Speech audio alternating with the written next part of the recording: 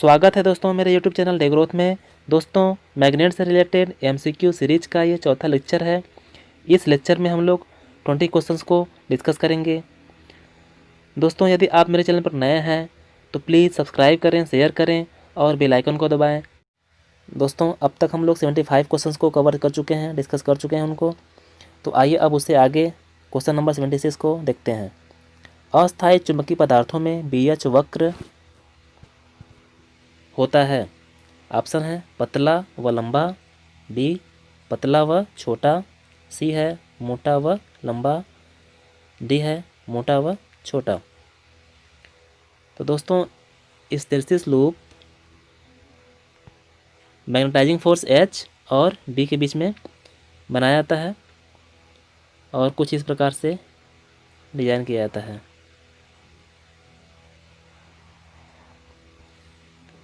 तो ये है BH वक्र।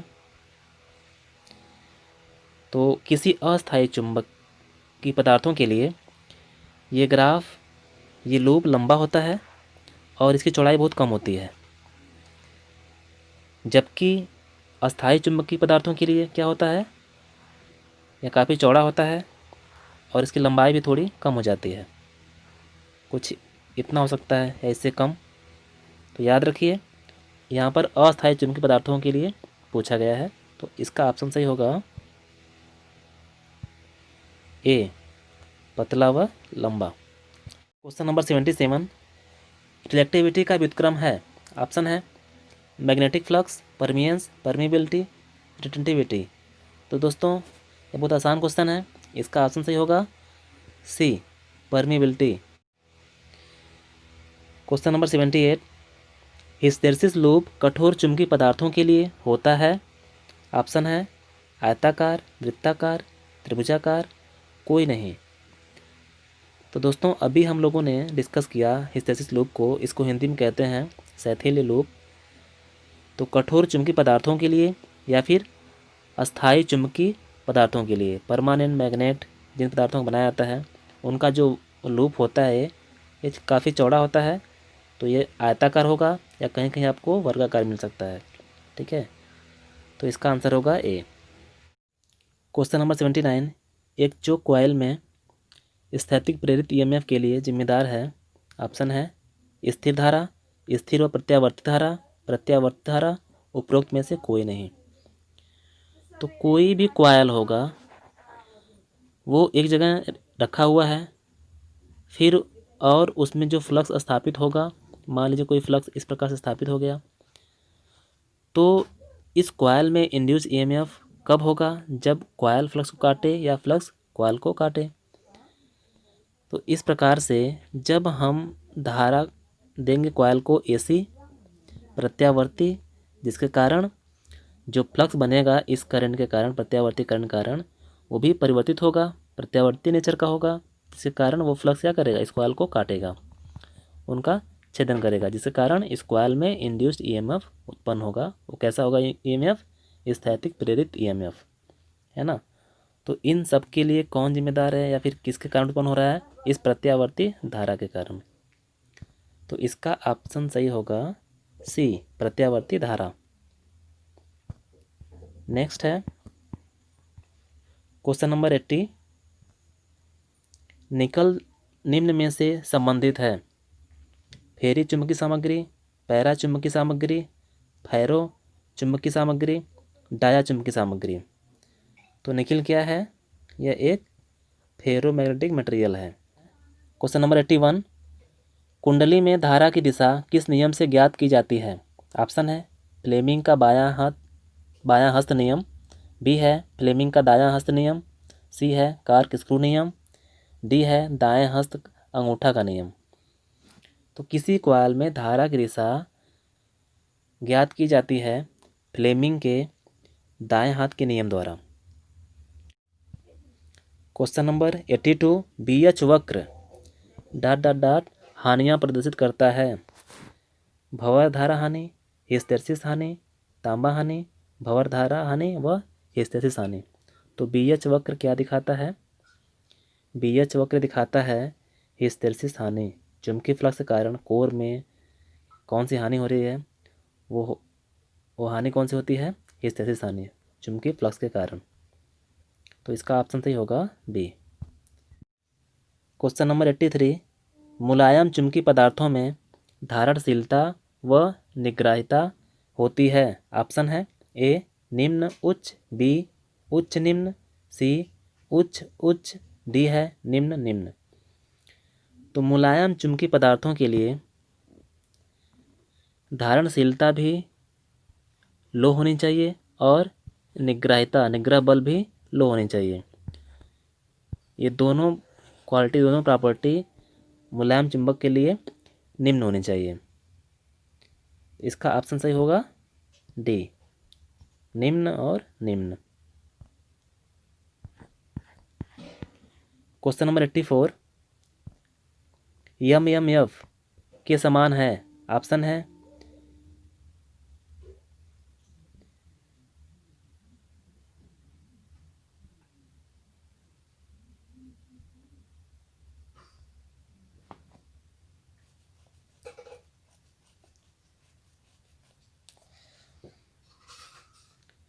Question number 84, M M F के समान है। ऑप्शन है A mu B, option B H L L है, और सी है बी एच, डी है एम्पियर टर्न पर मीटर। तो यम यम एफ क्या होता है? एन इंटू आई, और H equal to magnetizing force होता है एन आई अपान एल। तो यहाँ से एन आई इक्वल टू क्या हो जाएगा? H into L. तो एच एल बराबर किसके है? एन आई के। तो यहाँ पर एन आई क्या है? M M F. N I equal to क्या होगा? Option number B H L. Question number 85, अस्थाई चुंबकीय पदार्थ निम्न के बने होते हैं। नर्म लोहा, फेरोमैग्नेटिक पदार्थ, पैरामैग्नेटिक पदार्थ, डायामैग्नेटिक पदार्थ। तो अस्थाई चुंबक बनाए जाते हैं फेरोमैग्नेटिक मटेरियल्स के। इस प्रकार ऑप्शन बी सही होगा। क्वेश्चन नंबर 86, टेस्ला के समान है। ऑप्शन है 10 के गॉस, ऑप्शन बी 100 के गॉस, सी है 10 गॉस, और डी है 10.4 गॉस। तो एक टेस्ला, या कह सकते हैं एक वेबर पर मीटर स्क्वायर इक्वल टू क्या होता है? 10⁴ गॉस। और इसको क्या लिख सकते हैं? 10 के गॉस। तो ऑप्शन सही होगा ए। क्वेश्चन नंबर 87, निम्न धारणशीलता वाले पदार्थ के लिए उपयोगी है। कमजोर चुंबक, अस्थायी चुंबक, अस्थायी चुंबक, कोई नहीं। तो निम्न धारणशीलता अभी हम लोगों ने इससे पहले वाले कुछ क्वेश्चन में मिला था हम लोगों को कि लो रिटेंटिविटी किसके लिए होता है? अस्थायी चुंबक के लिए। अस्थायी चुंबकीय पदार्थों के लिए जो पदार्थ प्रयोग किए जाते हैं उनकी धारणशीलता लो होनी चाहिए, है ना। तो इस प्रकार ऑप्शन बी राइट होगा। अस्थायी चुंबक की धारणशीलता बहुत लो होती है। क्वेश्चन नंबर 88, एक चालक में उत्पन्न ईएमएफ अधिकतम होगा। एक चालक में उत्पन्न ईएमएफ अधिकतम होगा यदि, ऑप्शन है चालक चुंबकीय क्षेत्र के समांतर हो, चालक चुंबकीय क्षेत्र के लंबवत हो, चालक चुंबकीय क्षेत्र से 45 डिग्री झुकाव पर हो, प्रत्येक दशा में समान रहेगा। तो दोस्तों कोई भी चालक किसी चुंबकीय क्षेत्र में, ये चुंबकीय क्षेत्र है, चुंबकीय क्षेत्र में एक यूनिफॉर्म गति से घूम रहा है, तो ये जब चालक चुंबकीय फ्लक्स में लंबवत होगा तो ये अधिकतम फ्लक्स को काटेगा, ये चालक। जब ये अधिकतम फ्लक्स को काटेगा तो इस चालक में, इस कॉइल में अधिकतम ईएमएफ उत्पन्न होगा। तो इस प्रकार जब चालक क्षेत्र के लंबवत होगा उस समय चालक में अधिकतम ईएमएफ उत्पन्न होगा।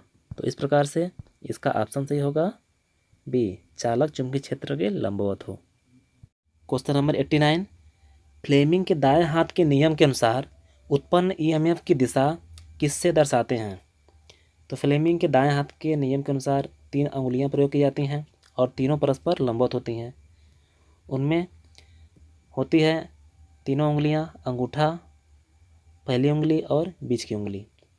तो इसमें कह रहा है कि फ्लेमिंग के दाएं हाथ के नियम के अनुसार उत्पन्न ईएमएफ को किस उंगली से दिखाते हैं, दर्शाते हैं? तो ऑप्शन है पहली उंगली, अंगूठा, बीच की उंगली, उपरोक्त में से कोई नहीं। तो फ्रेंड्स, ईएमएफ की दिशा दिखाई जाती है बीच की उंगली मध्यमा से, है ना। तो सही ऑप्शन होगा बीच की उंगली।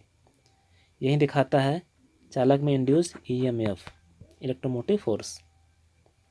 और अंगूठा क्या दिखाता है? चालक पर लगने वाला बल। पहली उंगली चुंबकीय फ्लक्स की दिशा बी, और अंगूठा क्या दिखाता है? F, force. क्वेश्चन नंबर 90, चुंबक की मॉलिक्यूलर थ्योरी किसने दी? ऑप्शन है फैराडे, फ्लेमिंग, एविन और वेबर। तो मॉलिक्यूलर थ्योरी दिया था सबसे पहले वेबर ने और इसको मॉडिफाई किया था एविंग ने। क्वेश्चन नंबर 91, चुंबकीय क्षेत्र का मात्रक होता है? ऑप्शन है गॉस, वेबर, हेनरी, डोमेन। तो फ्रेंड्स, चुंबकीय क्षेत्र क्या है? चुंबकीय फ्लक्स घनत्व ही है। बी इक्वल टू क्या होता है? पाई अपान ए। पाई अपान ए मीन्स इसका मात्रा क्या हो जाएगा? वेबर पर मीटर स्क्वायर या टेस्ला, ठीक है। और एक टेस्ला इक्वल टू होता है 10⁴ गॉस। तो इस तरह से इसका मात्रक वेबर पर मीटर स्क्वायर या टेस्ला या गॉस। तो ऑप्शन राइट होगा इसका ए। नेक्स्ट है 92, निम्नलिखित में से किस विकल्प द्वारा इस बात की पुष्टि की जा सकती है कि चुंबक सदैव एक विशेष दिशा में ठहरता है? ऑप्शन है पृथ्वी के घूर्णन के कारण पृथ्वी के मध्य में एक शक्तिशाली चुंबक का निर्माण हो जाता है। बी है पृथ्वी में लौ धातु उपस्थित होने के कारण। सी है उपरोक्त दोनों। डी है उपरोक्त में से कोई नहीं।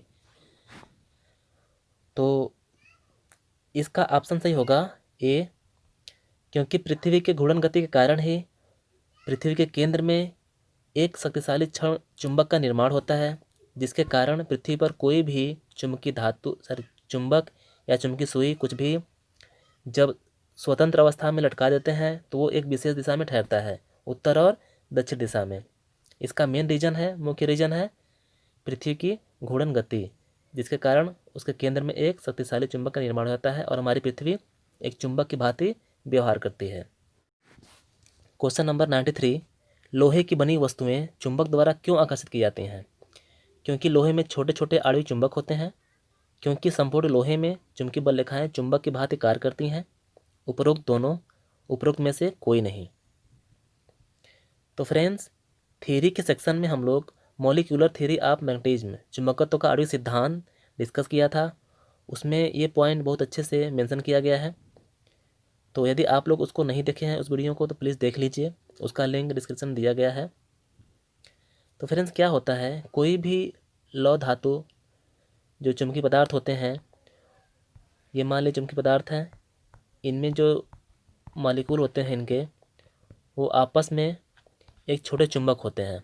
मीन्स ये सभी मॉलिक्यूल एक छोटे चुंबक की तरह बिहेव करते हैं। इनके भी 2 पोल होते हैं यानी यस, जिसके कारण कोई भी चुंबक जब इनके पास लाया जाता है तो वो इनको, इन चुंबकीय पदार्थों को आकर्षित कर लेता है अपनी तरफ। तो इसका मेन रीजन यही है। तो ऑप्शन सही होगा इसका ए, क्योंकि लोहे में छोटे छोटे आणविक चुंबक होते हैं। क्वेश्चन नंबर 94, यदि चुंबकीय बल रेखाएं समांतर ना हो तो क्या होगा? ऑप्शन है चुंबक का आकर्षण बल और प्रतिकर्षण बल समाप्त हो जाएगा। बी है सभी बल रेखाएं आपस में टकराकर एक दूसरे को निरस्त कर देंगे। और चुंबकीय गुण समाप्त हो जाएगा। सी है चुंबक में 2 से अधिक ध्रुव का निर्माण हो जाएगा। डी है उपरोक्त में से कोई नहीं। तो फ्रेंड्स मान लीजिए कोई ये चुंबक है, चुंबकीय बल रेखाएं कुछ इस प्रकार से अपना पथ पूरा कर रही हैं, ऐसे स्थापित हैं। तो जिस सिरे पर चुंबकीय बल रेखाएं निकलेंगी, जिस सिरे से निकलेंगी वहाँ पर एन पोल होगा, और जिस सिरे से इंटर करेंगी वहाँ पर एस पोल होगा। और समांतर होती हैं, अंदर चुंबक के कुछ इस प्रकार से चुंबकीय बल रेखाएं स्थापित होती हैं, एस से निकलकर एन की तरफ जाती हैं। यदि ये समांतर नहीं होती तो कुछ चुंबकीय बल रेखाएं मध्य से ही निकल जाती या फिर कहीं और से भी निकल सकती थी, ऐसे होती, और चुंबक के सिरे से इंटर न करके कहीं बीच से इंटर कर लेती। ठीक है, तो क्या होता, फिर जहाँ पर कहीं और से निकलती तो वहाँ भी एन पोल बनता, और कहीं और से इंटर करती फिर वहाँ भी एस पोल बनता। तो यहाँ पर एन एस 2 पोल के अतिरिक्त 2 और पोल बन जाते, या फिर हो सकता है और अधिक पोल बन जाते। ये कब होता, जब चुंबकीय बल रेखाएं समांतर न होती, जो कि ऐसा पॉसिबल नहीं है। ठीक है, इसलिए चुंबक में हमेशा 2 ही पोल बने होते हैं या 2 ही पोल होते हैं। इस प्रकार इस क्वेश्चन का आंसर होगा सी, चुंबक में 2 से अधिक ध्रुव का निर्माण हो जाएगा, जो कि ऐसा पॉसिबल नहीं है। क्वेश्चन नंबर 95,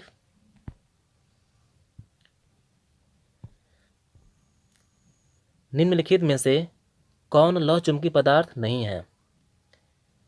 ऑप्शन में दिया है आयरन, निकिल, कॉपर, कोबाल्ट। तो यहाँ पर देख रहे हैं आयरन, निकिल, कोबाल्ट, ये तीनों क्या हैं? लौह चुंबकीय पदार्थ हैं, फेरोमैग्नेटिक मटेरियल हैं। जबकि कॉपर क्या है? ये पैरामैग्नेटिक मटेरियल। इस प्रकार से ऑप्शन सी क्या होगा? सही होगा। ये क्या है? लौह चुंबकीय पदार्थ नहीं है। तो फ्रेंड्स आज के लेक्चर में बस इतना ही, मिलते हैं नेक्स्ट लेक्चर में। धन्यवाद।